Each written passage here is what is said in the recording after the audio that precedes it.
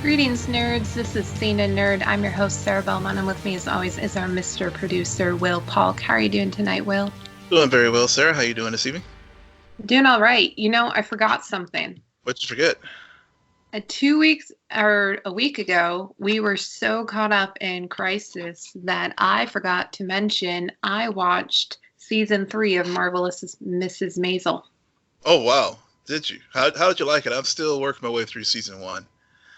It was good. There was something off about it though. And there's a few episodes. I think it was episode 2 where I felt as if they really hit their stride. It's only an 8-episode season. That's why I'm able to binge it really quickly. But they did. I was able to predict a lot. I'll put it that way. And so that bothered me. Midge and Lenny is my ship. They had an episode. They had some moments. And yet I'm still feel like I'm being misled. I don't like my shipper heart toyed with, so I have some but you know, the comedy is still there. The dynamics, they did some stretches, and I don't know. I think they need to figure out how to get back to season 1 magic, but a lot of shows do. Yeah, and it's interesting that you say that because, and I know we'll get into this here shortly with our Watchmen recap. But you know, thinking about we were talking about Crisis and Arrow and stuff. I think that is a good example, Arrow, for example, of knowing when to stop. Because, I mean, some folks could argue they should have stopped a couple seasons ago. I think, you know, going to season 7 was good, and having this wrap up in season 8 was the way to go, because there's only so far you can take certain storylines and stuff, and knowing when to leave the stage is very important before a show becomes a shell of itself. Right, exactly. And ironically, I wasn't even thinking about our upcoming discussion on Watchmen's season finale. I was more looking for a segue into Mr. Robot talk. Oh, yes. I tried, Bill. I tried last night to watch it. Yeah. And I watched it. I did skip over a whole bunch of stuff. Oh, see, that's you can't skip over things. I know it can be hard and stuff sometimes, but it's knowing when and where to skip. Well, I think I know when and where to skip. I think I chose the correct places. I don't care anymore. And it's such a weird show right now that I'm watching it and I'm like, okay. And I think what really screwed me up is, for some reason, I watched a promo which basically told you what happened at the very end of the episode. So the whole time I am not intrigued at all. I'm just like, I want to see him confront himself, or whatever version or whatever White Rose did. And it just, I don't know. It's still, and I'm sorry, this is just a record repeating itself, but it is so far removed from season 1. And that's what really makes me angry about that show whenever I watch it.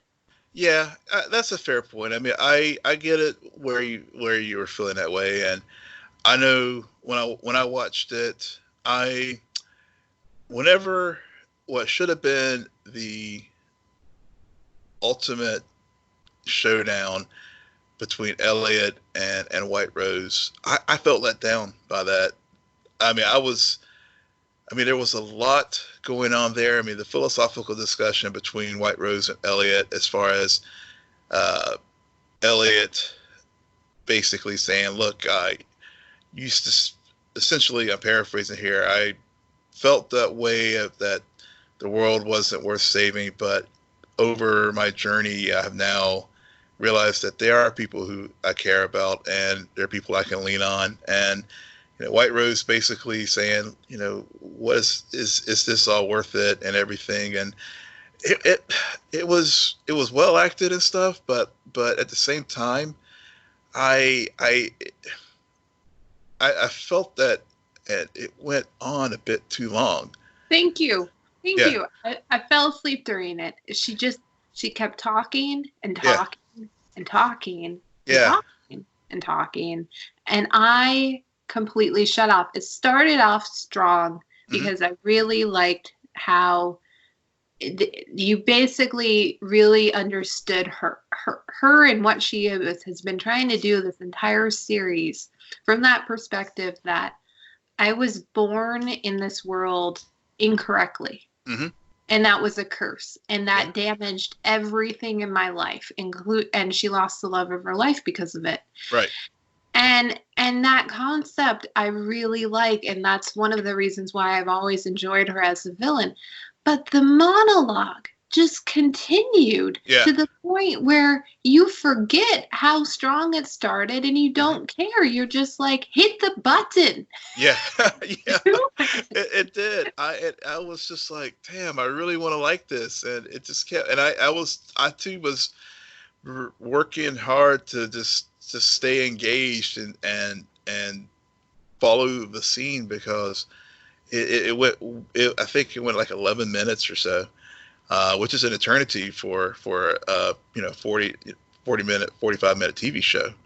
Um, and so the one thing I will say though, to your point about, for example, White Rose's journey, the reveal of this season about Elliot's abuse as a child finally, to me, it finally made sense for why Sam went there, as far as how the scene started off and how Elliot and White Rose both had various traumatic happenings. White Rose's case, losing the love of her life and not being able to fully be who she is, and of course Elliot's trauma and how he dealt with that trauma by creating this multiple personalities and within himself to deal with what he went through. It finally made sense why he chose that particular set of trauma to sort of push Elliot onto this journey. But but the problem is it just seemed, for a penultimate episode, it just seemed to sort of be losing gas and losing energy. Yeah, yeah. And I mean, this is nothing new. I felt this way about the entire season. I felt it in the third season even. And that is really, it's basically, I'm hate watching the show right now. Yeah. I've skipped multiple episodes, so even the quote unquote relevant information I'm not getting because I have no investment because it's brand new. But I don't care. I just want to see how it ends, and then go back season 1 and say season 1 is all of Mr. Robot. Maybe season 2. Yeah. No point. But yeah, but I do want to. So with the, I know you were pretty much spoiled by the going into the parallel universe, but I do want to, as someone who is responsible, quite frankly, for me falling into right love with the show initially, and still hoping, and I still like it. I was with the parallel universe track or whatever heck happened when the switch there at the end. I want to hear what your thoughts were on it, even though you kind of knew it was coming. Well, I knew what was coming, but I don't get it. I don't get, first of all, how you could even do that. And it doesn't really make sense to me. I get the approach, and this is what science fiction always does, is when they take the depressed and then say, and this is what perfect life is. But there are flaws in perfection, because with perfection you get monotony and boredom and also unfulfilled desires. And I think that's what really was the crux of the conversation between Tyrell and Elliot in this version of what their life could have been, who they could have been. had they had different lives and more of a Pleasantville, if by the way you haven't seen, classic from the 90s, does executes this whole thing so much better in my opinion, but that's besides the point. And so I get it. There's just and that's really what I guess it boils down. There's something about the execution that I'm over it with Sam Esmail at this point, where like I see it. I see the strings, I see what you're doing, I hear you, but it's just not working for me. And I can spend hours in front of TV and dissect it, but I'm not there anymore. You had me initially, and then you just lost me along the way. Do you think you got lost because of one? I think it was almost a 2-year interlude break in between the third and fourth seasons. I think that had stuff to do with it. I also think TV has just gotten better with the decade. This decade, we've been direct messaging each other and noticed a lot of lists came out about movies of the decades, and we spent a lot of time talking about TV, and I don't even know if I would put this on my list. I mean, maybe season 1, but it in comparison with shows that have either started around the same year or have come since then, there's a lot better writing, frankly, on TV right now. Yeah. And this writing, at first, it was original, it was different, it was very unique with the storytelling. It wasn't procedural, thank the Lord. But now we get that all the time. It's so much more competitive right now than I think when Mr. Robot first debuted. Yeah, I would agree with that. I mean, it definitely seems to have, like I said earlier, it seems to have run out of energy. It, as far as the parallel universe, I was really pissed off about it, quite frankly. I thought, and of course the finale, we may get something, something completely different, and realize that in that moment in the room there in Washington Township, it's just basically an alternate future that Elliot thinks about before he meets his demise, and that asset. Another thought I had is there's always been this thing out there about there's the third personality, and maybe this is the one, except now this is in a parallel universe. I mean, Sam says that the resolution of the story has always been baked in from the very first season. So, maybe, like you said, that conversation Elliot and Tyrell had basically is that, and so so I'm definitely going to watch the. Do you like that, honestly? Because I can see them doing that, and I would argue that final moment in that episode where you have Elliot as a kid and his mom in the boardroom of, I believe, the very first episode, and Elliot looks at his mom and says, "What are we doing here?" or something, and alludes to the third personality. Yeah. I have been waiting for that thread to get fulfilled for multiple episodes now, and you're telling me it's going to be the personality in the parallel universe? What? Yeah. I mean, that's just one theory. I could be completely wrong, but maybe that's it. That's the third personality, or maybe I even thought some craziness, but I was like, nah, this probably doesn't work. But maybe Darlene was the third personality, given that she wasn't in this alternate future that was created, or But then I was like, but then you have Dom, who's she has had interactions with other people, but I mean that could be Elliot and Dom. I mean, there's just so many places where this can go.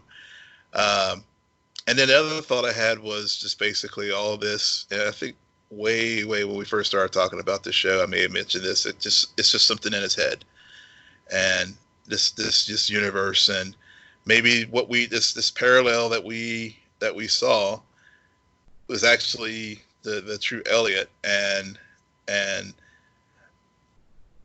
the doppelganger that he saw at the very end of the episode, where he's like, "Who are you?" I mean, that's just it is him, Right. and Right. it's just if he, their whole conversation had with Tyrell about taking risk and all those kind of things. Right. He just, this is how he imagined himself being this master hacker, and it's just a way to how he just, had this alternate life and alternate thoughts in a dream, and I buy that a lot more than sort of back. I don't know. Yeah, or and I think and also the show is the Back to the Future is a theme. It was very relevant in some of the earlier seasons, and that alternate parallel universe, alternate timeline stuff is how things could have been if changes here and there. That's baked into Back to the Future. So maybe that's and that's with this new universe that we saw in this last episode. That's kind of when Elliot reset the computer. That's the alternate universe that we get. So I mean, there's any number of ways that can go. I'll watch the finale, and probably all my theories Fowler Hill is like completely wrong, and it'll be something else. But No, I think you're on the right track. But that just, I mean, I don't. At this point, you don't care. Now, if any of those happen, I'm just going to be like, well, Will predicted it, so that's stupid writing, Like, I hate when we actually predict stuff. I also hate when what we predicted, which would have been a lot better than what actually happens. Mm-hmm. I'm just going to say, I don't think there's a way for Sam Esmail to end this series and for me to be happy. Mm-hmm. Put it that way. And moving on. So, in other news, Top Gun 2 trailer dropped. Yeah. And I think a lot of people are going to go see it. I think it's going to be interesting. Any thoughts, Will? Love the trailer. Top Gun is one of my guilty pleasure movies. Anytime if I come across it on television, I'm done. I'm just going to watch it. I know what happens, but Tom Cruise in the age of reboots and franchises, and he's one of those few people that can still take a franchise that this movie should have been done years ago, but you're right, it's going to make a lot of bank. And the trailer itself was just a pure adrenaline rush roller coaster ride of some pretty cool shots of fighter planes and beach volleyball again, and so tugs on the nostalgia from the original film. So yeah, I think it's I'm looking forward to it. And then also Star Trek Picard, which hasn't even come out yet, is already renewed for season 2.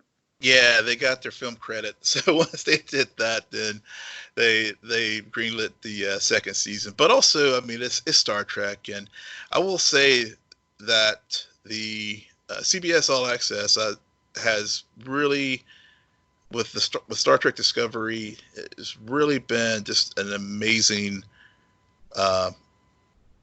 shot in the arm for the franchise.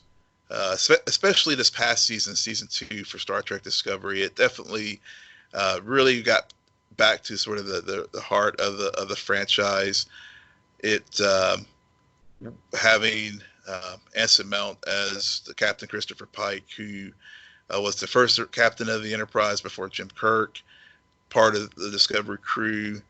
It really gave the series some focus.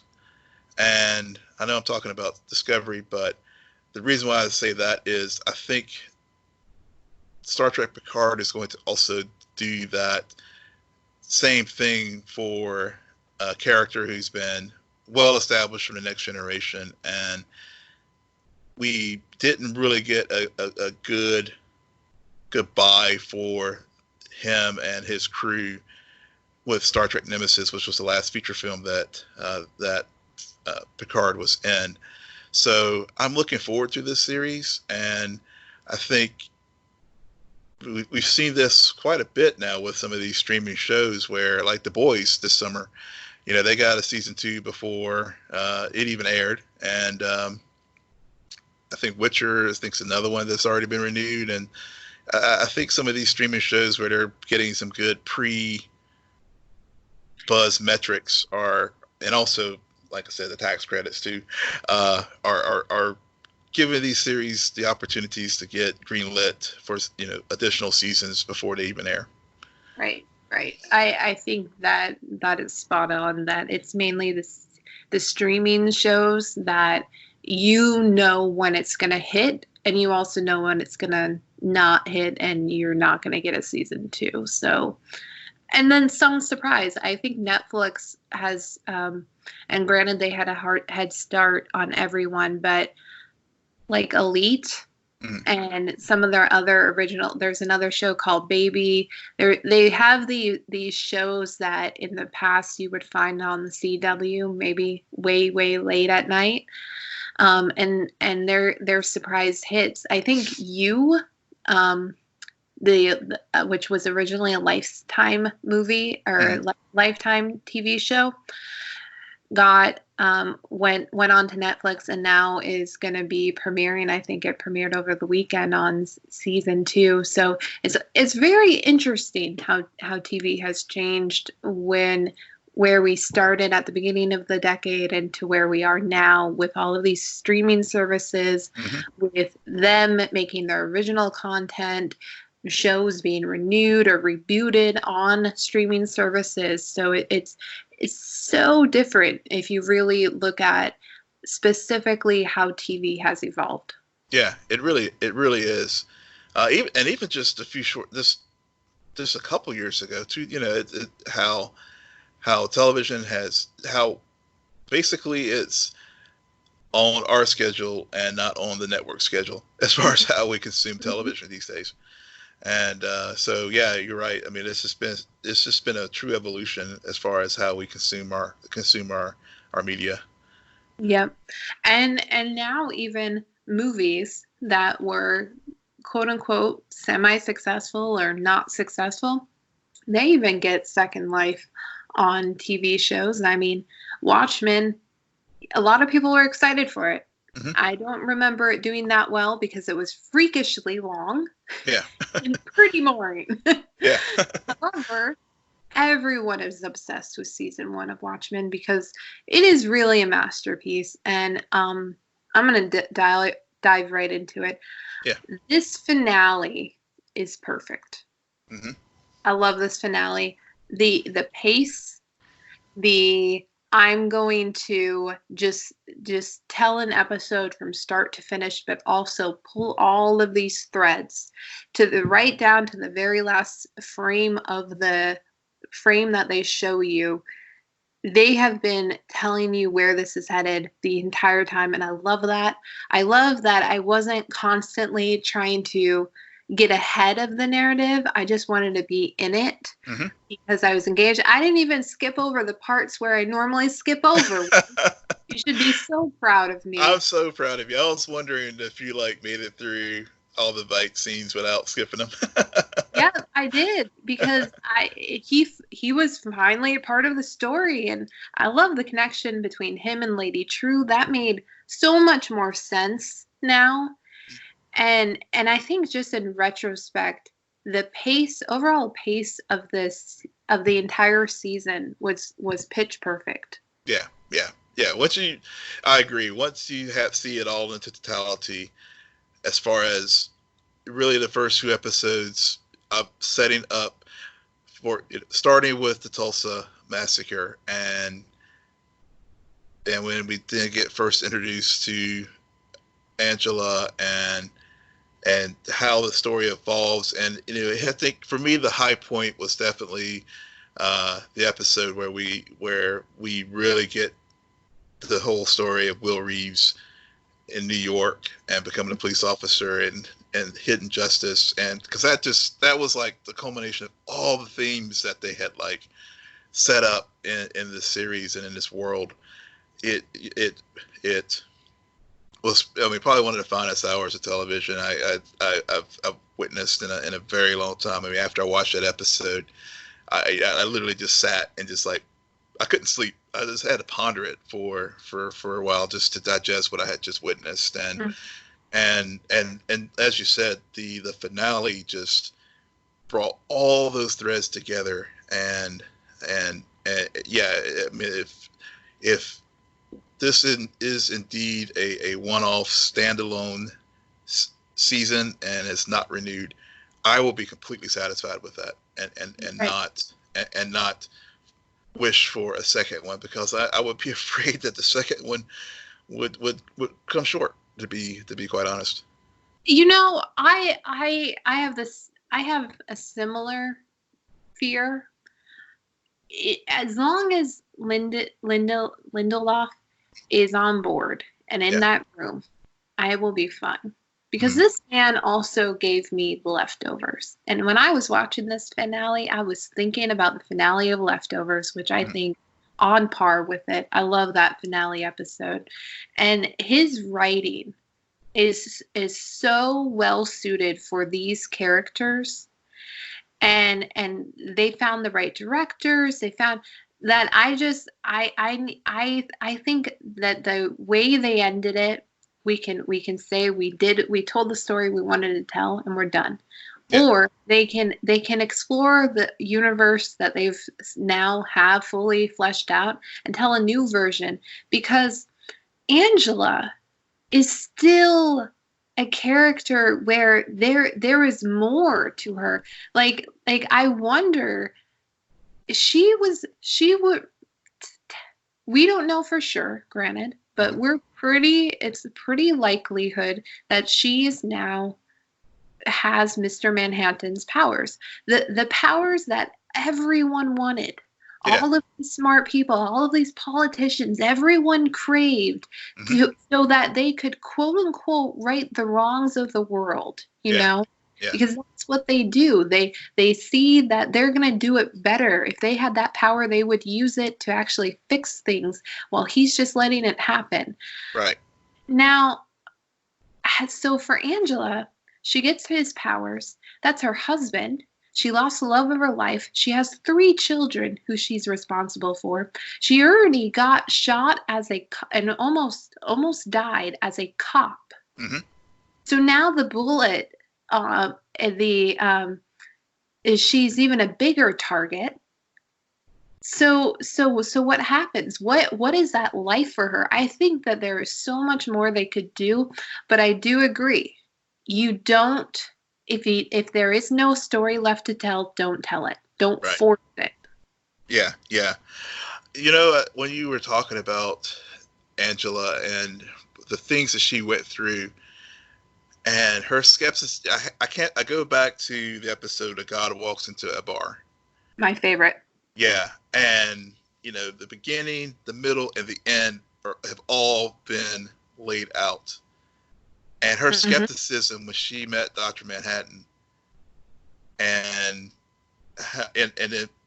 then how all those events, as far as because the previous episode and almost really just all gets into, or how or was it this episode where they have her backstory as far as Vietnam and how she loses her parents, and and then how he predicts how they're going to fall in love, and how and she still and ultimately culminating in the egg.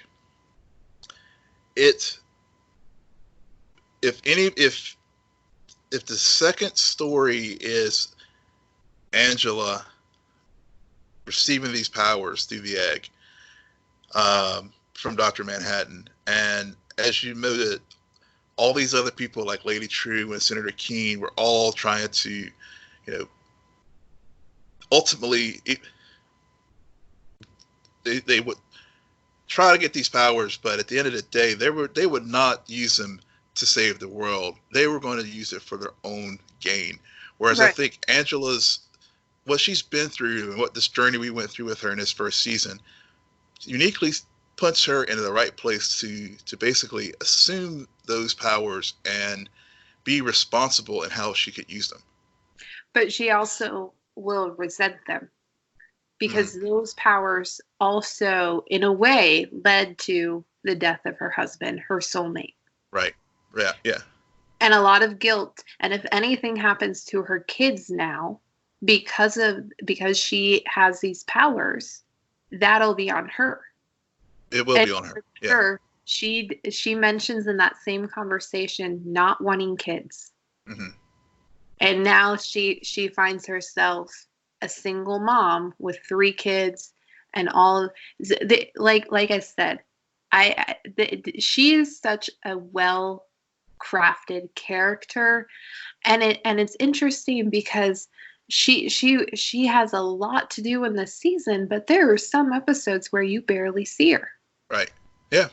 Because they also took their time with all the characters, and all the characters got their moments in this finale where we understood what they were trying to do all season. We understood the part that they played and how Dr. Manhattan viewed it.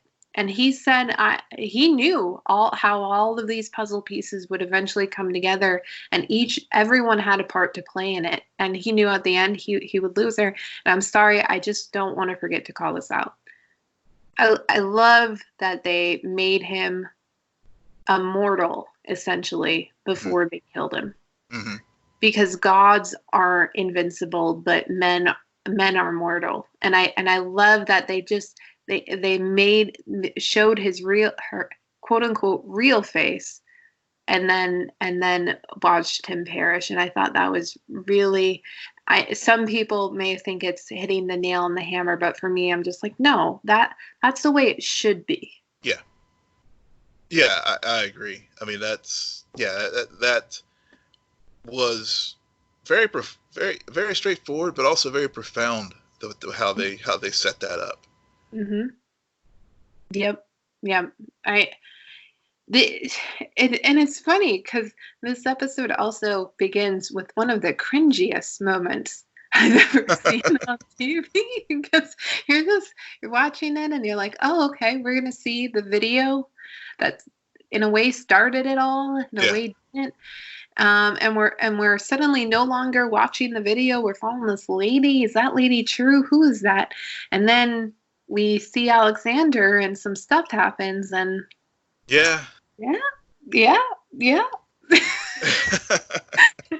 Will's like, moving on. No, it's just, well, it's just a fact. It was just like, okay, the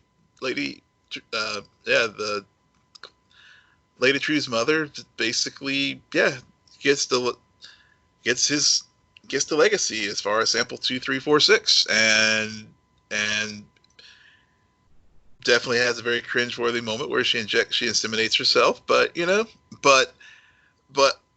I'm glad they did that, though, because all throughout the season we were wondering what's Ozymandias's role in all this, and we built up as far as him getting banished to Europa and all those kind of things, and how he and John and Dr. Manhattan had their falling out, and as far as when he tried to create the perfect world and was imprisoned on his perfect world. And so whenever you have that opening and we learn he has a daughter, and of course he rejects her, it was, it made sense for why True went to all these machinations to do what she did to basically, for one, to gain his acceptance, but two, to also one up him, and basically try to basically become get the powers of Dr. Manhattan to basically, in the ultimate act of hubris, not to save the world, but to basically become a god herself. And it was, so all made sense. And looking back now on it, I'm like, okay, I'm glad I suffered through some of those cringeworthy scenes with Vite, because if I hadn't, then that ending would not have been as satisfying for me as far as how his story went. And also, talking about endings, now he is responsible for two major cataclysmic events, in both cases to save the world, but at the same time, in doing so, he's murdered a lot of people. So I like that they had some clue that Agent Blake arrested him so that he would have to accept his responsibility for his actions.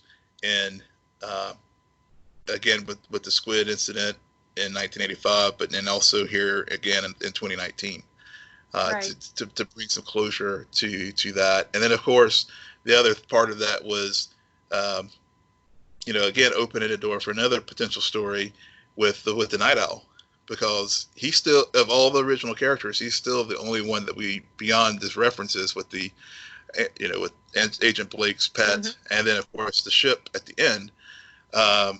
We haven't really had any interaction or anything beyond that this season. So that's another way they could possibly go if they decided to do a second season to explore his story.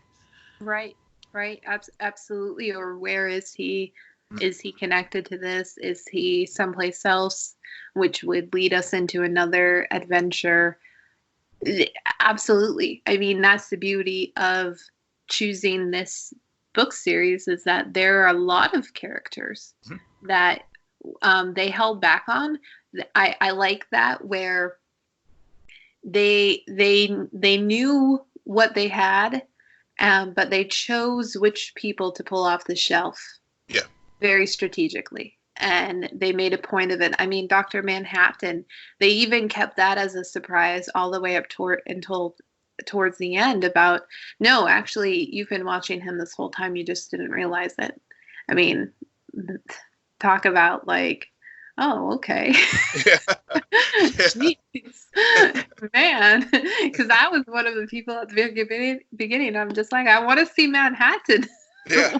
Whereas Dr. Manhattan, we see him on Mars, but that was the perfect like red herring fake out there how they did that. And whenever he was Blake too, in a way. I mean, we are introduced to Detective Blake, and then she has her ties in to being a hero. So they're very crafty, and who knows? Maybe we have seen Night Owl the whole time. We might have. I mean, well, PD's definitely not. PD's Lou man, so it wasn't him. but maybe Night Owl was hot under our noses, just like the revelation of Angela's possibly being the future Dr. Manhattan is in the Watchmen poster that has been used for the series this year. So who knows? I mean, all this could be right under our noses, and we just completely missed it. Yeah, absolutely. Another great moment was Angela and her grandfather in the theater. And I love it. I love the full. There's something. There is a simplicity in this episode, and don't get me wrong. It's not a lot happened, but there was something about how it was like classical music, where these are sounds that you're very familiar with, and so the way they orchestrate them all together, it's just like, no, this is how it should be, and this is the story that they're meant to tell. And there was something so simple about it, but so much where I was like, oh man, this pulls me back to the very first episode, because it started all in a theater. Yep. And now we're seeing her and her grandfather reunite, and he gave up her husband, and she knows that. And yet he made a deal, and she knows that. So it's just so perfect. It is. I mean, that things going full circle that way. And it also, to my earlier point about her, if she does indeed end up with Dr. Manhattan's powers, seeing what her grandfather went through and his journey into vigilantism, and quite frankly, her journey as well, because she became a cop, but the police force in this world, in Tulsa and in the United States at this point, are quasi vigilantes themselves, because they are wearing masks, and so you see those parallels and those masks that hid the trauma that led them down that path. I mean, in Will Reeves' case, it's the Tulsa massacre, and then of course when he got to New York, and whenever he was graduating from the academy, and the African American officer just basically told him to watch out, watch your back, essentially, and whenever he became hooded justice, basically, you're not going to get as a black man, you're not going to get justice with a badge. You're going to have to go through this become this vigilante. But even at that, he even when he was with the Minutemen, he couldn't be fully himself. He had to cover. He had to pass in front as somebody else. And then you see Angela's story, where she, with the the 7th Cavalry, having that massacre in the town that led to the passage of the Keene Act extensions that provided law enforcement to have to wear a mask. And so, seeing all that trauma and loss and angst that led them into these various paths. If they did do a second season, I would love to see how she, based off of her prior experience, how she now sees the world and how she's going to try to possibly fix the world, especially given that Dr. Manhattan had a very hands-off approach, where he just, he let Vietnam and let things happen. So will Angela now, because of what she knows and because of seeing what Dr. Manhattan did whenever he had these powers, will she take the same approach, or will she be more of an interventionist? Right. And right. So, I mean, and if that's if they did do a second season, I would love to, that would be one of the things I would love to see them tackle, is how does she handle these responsibilities based off of her experience, her grandfather's experience, and like you said, her dead husband's experience. Yeah. There is so much to do with her. I hope that the story isn't over, especially Regina King. I mean, Regina King, she's always been in Hollywood for decades, yeah. And she appears, but really, she's just hitting her stride right now. And yeah. FYI, Regina King also on Leftovers season 2. Stellar performance. I honestly wish she got the Emmy for that, because I love her performance in season 2. So, and maybe I hope she gets some consideration for the Emmys with this show. I really do. I don't see why not. Yeah, yeah. I know the Golden Globes are stupid, but I think this show did get with the I think the Screen Actors Guild or one of the other, or maybe the critics group. Yeah, one of the other awards shows definitely gave Watchmen some appropriate nominations. Yeah, I wouldn't be surprised if it had to do with timing, because I think Mr. Robot, they swept the awards a year after their season debuted, and I was just like, that was so long ago. But anyways, so I don't really know. I hope she gets recognition. However, these days, Emmys, I'm also starting to get annoyed at with how they're determining who gets awards. I mean, Succession, 2 seasons and nothing. True. What the heck? Or I think they might have won something, but not the ones that I really want them to win, because that show's brilliant. Yeah. So I also just Lindelof for some of the writing. How can you, like, you mentioned episode 7, episode 8 is a masterpiece. The 3rd episode I would put up there too. Take your pick of those 3, compare it to anything else on TV right now. I think we have our winners. Mm-hmm. Yeah. So I don't know. We'll see. I think that's it for us tonight. Yeah, yeah. There's so many other things.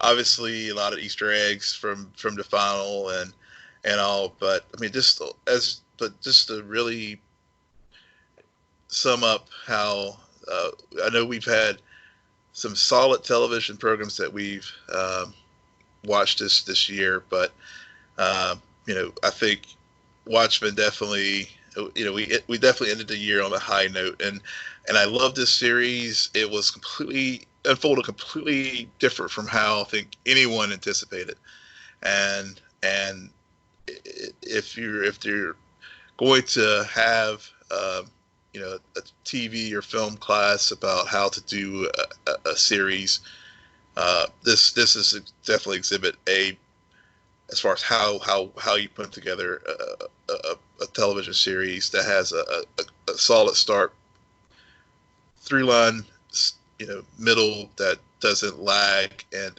sticks to landing as far as the finale. All right. Well, that is it for us tonight. Will, why don't you tell our listeners where they can find you? Yes, you can find me at Will M. Polk. That's WILLMPOLK.